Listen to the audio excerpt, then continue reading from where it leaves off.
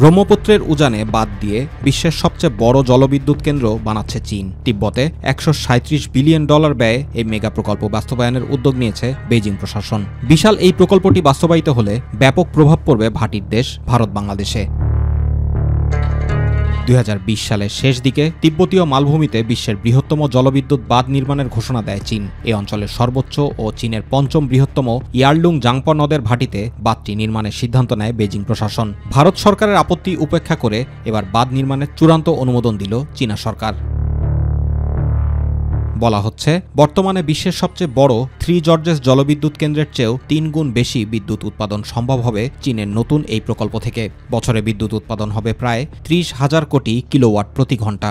ব্যয়ের দিক থেকেও এটি থ্রি জর্জেস জলবিদ্যুৎ প্রকল্পকে ছাড়িয়ে যাবে বলে ধারণা করা হচ্ছে। তবে তিব্বতীয় মালভূমিতে চীনের এমন উচ্চাভিলাষী প্রকল্পের কারণে ক্ষতিগ্রস্ত হতে পারে ভারত বাংলাদেশের কোটি কোটি মানুষ।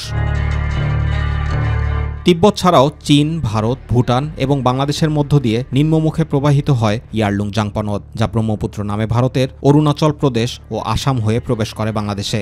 বৃহৎ এই নদীর নিম্নভাগে বাঁধ নির্মাণের সিদ্ধান্ত ঘিরে ব্যাপক উদ্বেগ তৈরি হয়েছে ভাটির দেশগুলোতে। শঙ্কা, বাঁধটির কারণে পাল্টে যেতে পারে নদের নিম্নভাগের পানি প্রবাহ এবং গতিপথ, যাতে নেতিবাচক প্রভাব পড়তে পারে ভারত ও বাংলাদেশে।